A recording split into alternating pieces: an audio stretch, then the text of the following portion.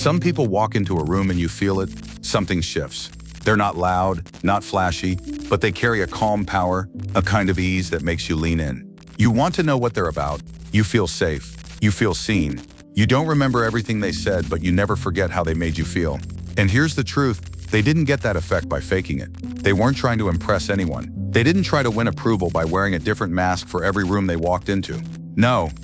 They learned the secret most people never discover. You don't earn people's respect by performing. You earn it by being real. Authenticity is magnetic, but not the version we throw around on social media. Not the look at me, take me as I am kind that's just another form of self-centeredness. No, true authenticity isn't about proving who you are. It's about being grounded enough that you don't need to. You see, there's a rare kind of confidence that comes from knowing who you are and not needing to shout it. This isn't about arrogance. It's not about dominance. It's not about being liked in the shallow, people-pleasing sense. It's about something deeper.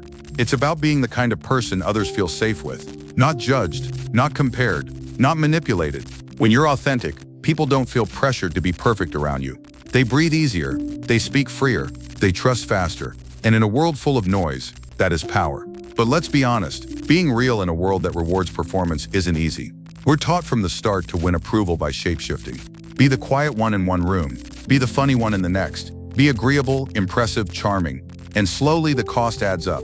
We forget the sound of our own voice. We trade connection for applause. But connection doesn't grow from performance. It grows from presence.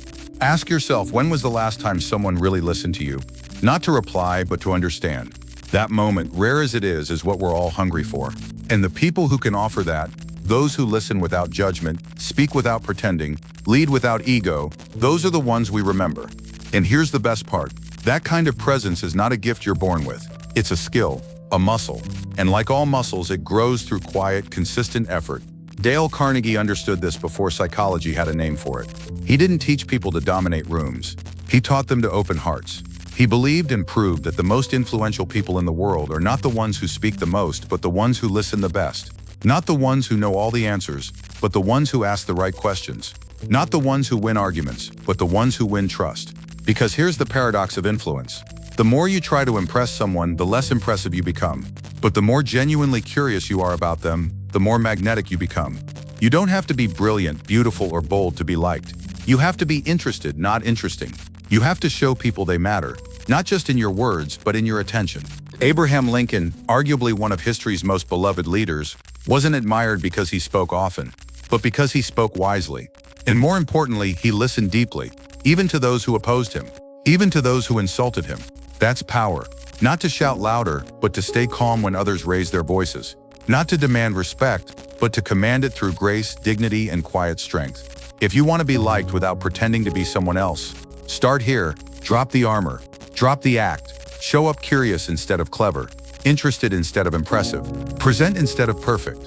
When someone's talking, don't plan your response. Give them your presence. Watch what happens when you stop waiting to talk and start hearing what they're really saying.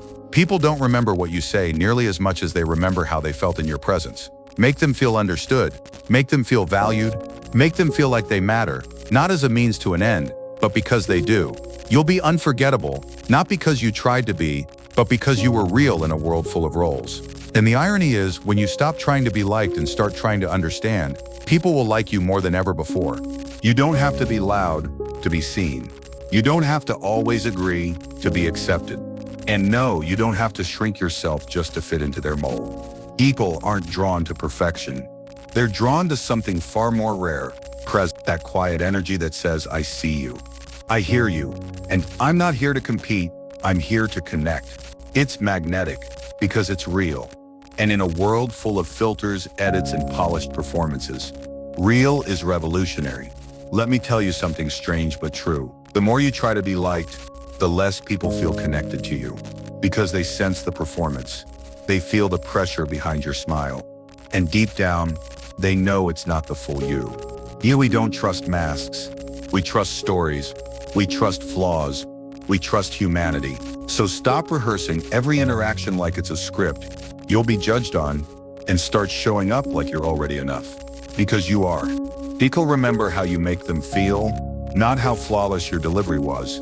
They remember the warmth in your eyes, not the title on your resume. They remember the courage it takes to be real in a world that rewards fake. You don't need to be louder. You need to be clearer. Clear about who you are. Clear about what you value. Clear that you're not here to win popularity. You're here to build connection. And that clarity, it's contagious. When you stop apologizing for who you are, you give others permission to stop hiding too. This is what it means to be liked by anyone, not by being what they want, but by being who you really are. The people who matter will feel it. The people who don't, they were never your people. So let that sink in. Most people walk through life wearing a dozen different faces.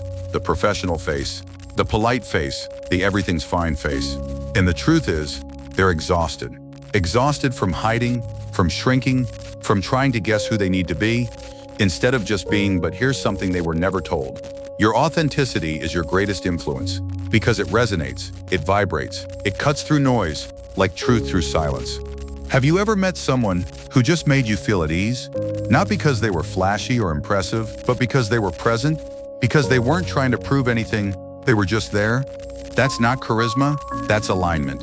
When your insides match your outsides, when your voice matches your values, that's when people lean in, that's when trust begins. Because people don't remember perfect words, they remember real feelings. And you don't need to craft a personality just to be liked. You need to reveal the one you buried under all that performance. Take a breath, let that sink in. Every time you speak from a place of truth, you remind others they can do the same. Every time you admit you're not perfect, you make space for others to breathe. And isn't that what connection is? A space where no one has to pretend, where no one's competing, performing, posturing, just showing up as they are, and being met without judgment. That's the kind of presence that sticks with people, not because it's loud, but because it's true. But maybe you've spent years hiding the parts of yourself you thought no one would understand, the awkwardness, the quietness, the fear that if they really knew you, they'd walk away. You're not alone. We've all been there, hiding what's real to protect what's fragile. And yet, it's those very things, our so-called flaws, that make us unforgettable. Because people aren't moved by perfection. They're moved by courage. The courage to be seen, to be honest, to say, this is me, even if it's messy. You see, when you speak from your center, something incredible happens. People start dropping their masks too. They relax, they open up, they feel safe. Because you've shown them, not told them, that they don't need to perform. They just need to be. And that's magnetic. We live in a world starving for sincerity, drowning in noise, filters, branding, pretending. But sincerity, that's rare, and rare things are valuable. Let them feel your sincerity, not your strategy. Let them feel your presence, not your polish. Because when someone feels seen by you, not analyzed, not judged, not corrected, but seen, that moment stays with them. It changes the tone of the room. It calms the tension. It makes people say, I don't know why, but I trust this person. That's not charm. That's not manipulation. That's integrity. And here's the twist you didn't expect. The moment you stop trying to be liked is the moment you become lovable. Not because you've figured out the perfect thing to say, but because you're finally speaking from a place that's real. You don't have to perform to be powerful. You just have to mean what you say. That's where real presence comes from. Not volume, not dominance, not showmanship. Presence comes from alignment. When your words match your values, when your silence holds more weight than someone else's shouting. When people lean in, not because you're loud, but because your truth is unmistakable. That's what makes people respect you. Not just like you, respect you. There's a difference. People may laugh at clever jokes, but they remember how you made them feel safe. They may be dazzled by charisma, but they follow those who listen. So if you want to be someone they trust, start here. Be so deeply rooted in who you are that no compliment inflates you and no insult deflates you. This is what confidence looks like.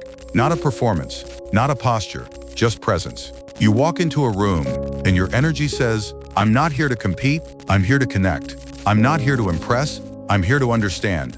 I'm not here to win, I'm here to serve.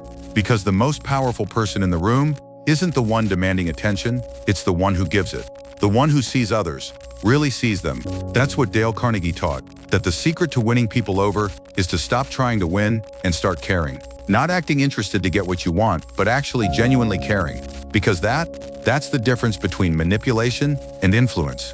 Sometimes, the hardest part of being yourself is what happens when others don't like it. You speak your truth, and silence answers back.